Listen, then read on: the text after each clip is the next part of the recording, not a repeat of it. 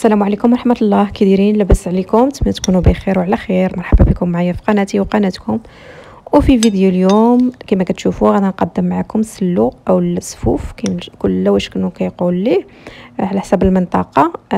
حنا كنقول له صراحه الشاويه، الناس الشاويه سلو، الناس المناطق الاخرين كيقولوا السفوف، كيقولوا سليلو، فاحنا كنقولوا سلو. صراحه جا زوين بزاف ديال هذا العام ديال 2000 ورمضان 2023 جاني زوين بزاف. طحنته في الطحانه اللي شاركت معكم ديجا، شاركت معكم في فيديو سابق. صراحه جا زوين بزاف، نسمت تشمي ريحته من بعيد. في مكونات زوينين وصحيين، بلا زيت بلا قلي، بدون قلي وبدون دقيق ابيض. انا صراحه ما كنديرش الدقيق الفورس في السلو ديالي كيما ديما يعني ديما اي سلو ما كنديرش فيه الدقيق الفورس، وما كنديرش فيه الزيت الطياب يعني زيت المائده. ديما كندير الزبده باش كنخلطو والعسل. هادو هما والمكونات كما كتشوفوها ما غنخليهم لكم في صندوق الوصف مضبوطين، وهنا غنقدمهم معكم في الصور. وغنبدا معكم هنايا بطريقه التحضير هاد السلو. غنبدا باللوز، كيلو ونص، خديت كيلو ونص ديال اللوز، نص كيلو بلدي وكيلو رومي. غنبدا هنايا بالكيلو هو الاول، غادا نمسحو مزيان قبل ما ندخلو الفران يتحمر في البرد. ما غاديش نقليه، ما غاديش نقشرو بقشورو، غادي نمسحو مزيان ضروري تمسحو مزيان من الغبره ديالو. وعاد تدخلوه للفران يتحمر. وصافي هنايا هذا هو اللوز ديالي، كيلو اللي حطيته يتحمر، وزائد نص كيلو بلدي حتى حمرته في الفران، زائد نص كيلو كاوكاو بجلفتو بقشورو حتى هوايا حطيته في الفران يتحمروا. ضروري تمسحوهم من الغبره ديالتهم بلا ما تقشروهم. هنايا هو هذا كاوكاو، نص كيلو كاوكاو، وكلشي درتو في الفران يتحمر. بعد ما تحمروا غنمشي سميتو غنمشي للزرجلان، حتى هو كيلو ديال الزرجلان بلدي. خذوا صراحه الزرجلان بلدي كيجي بنين ولذيذ في سميتو في السلو. وهذا هو الشكل النهائي ديال التحمار ديال اللوز. كما كتشوفوا هنا كتعاونني لوزتي، كنقول لها من هذا المنبر شكرا بزاف، الله يحفظك والله يخلي لك صحيحتك. هي كتعاونني هنايا في التحمار وفي كل شيء، عاونتني في السلو كامل. ها هو نص كيلو ديال الكاوكاو كما كتشوفوا تحمر حتى هو. ما حضيو معاهم باش ما يتلهبوش ليكم في الفران ويجيكم السلو ديالكم حار وحمر بزاف ولا كحل. وهنايا بالنسبه للزجلان حمرته في الكوكوط. احسن حاجه الزجلان يتحمر في الكوكوط باش ما يتلهبش ليكم ويتحمر بزاف. كتحضيوه معاه كتبقاو تحركوه في الكوكوط حتى يتحمر على راحته. كتنقصوا العافيه بالنسبه للنار على الزجلان مهيله حتى يتحمر على خاطره. وهنايا المنسمات كل من حبه حلاوه والنافع البلدي والنافع الرومي. حمرتهم غير تسخنوهم في المقله وكتطحنوهم. هنا غنمشي للطحين. طريقه الطحين ديال السلو اللي درت في الطحانه اللي صراحه نفعتني بزاف. خذوها البنات، خذوها تكون عندكم في الدار، كتنفع العطريه وكتنفع السلو. هنايا انا بغيتو يجي بخاني لي شويه، ما يكونش مهرمش بزاف. ما كنبغيش هذاك صراحه، انا داك المهرمش كنبغيه يكون مطلوق، السلو ديالي مطلوق. ولكن درت شي حاجه مهرمشه، خليت شويه اللوز وشويه زرجلان وشويه الكاوكاو مهرمشين، يعني ما طحنتش كلشي بزاف. هذا هو باش كيجيني السلو ديالي يذوب في الفم، معلك وزوين ولذيذ بزاف. يعني انا طحنته بزاف. كاين اللي كيبغي يبقى ديك التهرميشه، انا صراحه كنطحنو بزاف ديجا ملي كنت كنطحنو على برا، ولا ملي عندي دابا طحانه انا كنطحنو بزاف. هنايا بالنسبه للجلجلان صراحه درت كامل هاد الكيلو. نسيت ما خليتش واحد جبانيه ولا هكا شويه باش نلوحو في الاخر، فزدت الزرجلان واحد جبانيه حمرتها ولحتها في الاخر. درت كيلو كامل طحنته حتى ولا بخانيلي. وهنا كنمشي للمنسمات حتى هما كنطحنهم مزيان حتى كيوليو غبره.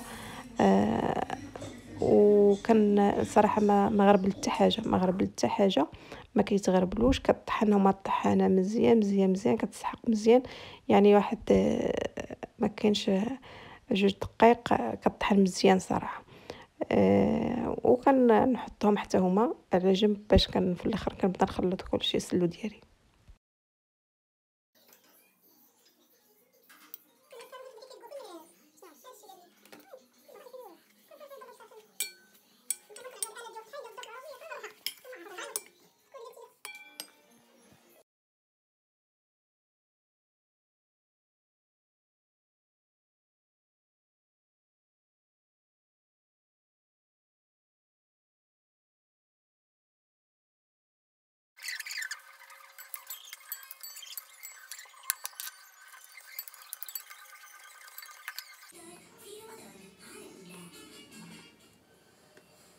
لا تبارك الله. هذا شحال هذا؟ 2 كيلو. سلامي والكرم. وهنايا بسم الله على بركه الله كما كتشوفوا غادي نمشي معكم بطريقه تخلاط هذا السلو. الطريقه باش كنخلط انا السلو، غادي نحتاج نص كيلو ديال الزبده اللي ذيبات تولي نوازيط يعني البنيه، اللون ديالها بني.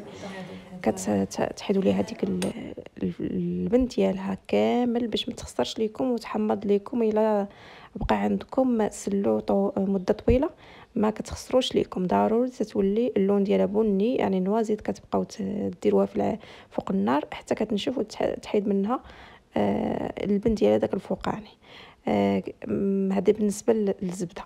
بالنسبه للدقيق غادي حمرت 2 كيلو ديال الدقيق ديال القمح الكامل، 2 كيلو محمر يعني ما ملهوبش ما تلهبوش ما تحمروش حتى يتحرق. هنايا خديت 2 كيلو وكنبدا نخلط.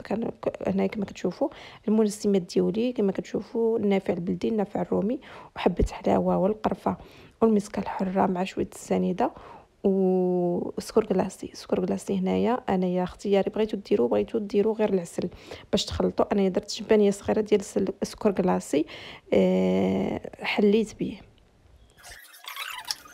وهنايا المنسمات على كتاخذوا المنسمات على الكميه اللي كديروا نتوما. درتو كميه كبيره كتنسموا بجوج معالق ولا 3 كبار، درتو كميه صغيره راه كتنسموا على حسب. انا نسمت هنا ب3 المعالق كبار من الحاجه.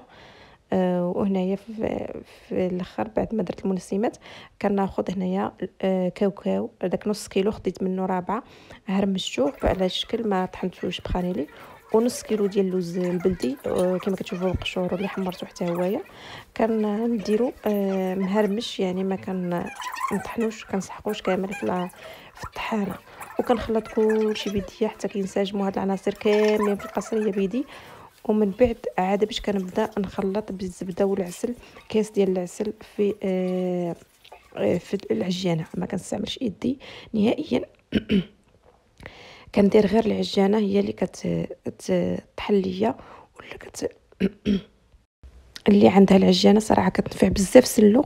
انا ما كنديرش بيدي كاع، كنخدم غير العجانه هي اللي كتبقى كطحنو اولا كتعجنو حتى كيخرج الزبده ديالته او الزيت الزونيات ديالو الدهنيات ديالو. انا كما كتشوفوا كنبقى ناخذ شويه من الحاجه من داك اللوز وكاوكاو اللي بخانيلي وكنزيد عليهم الدقيق اللي فيه المنسمات وكنزيد عليهم الزبده والعسل وكنخليها طحن مزيان حتى كنكمل السلو ديالي كامل.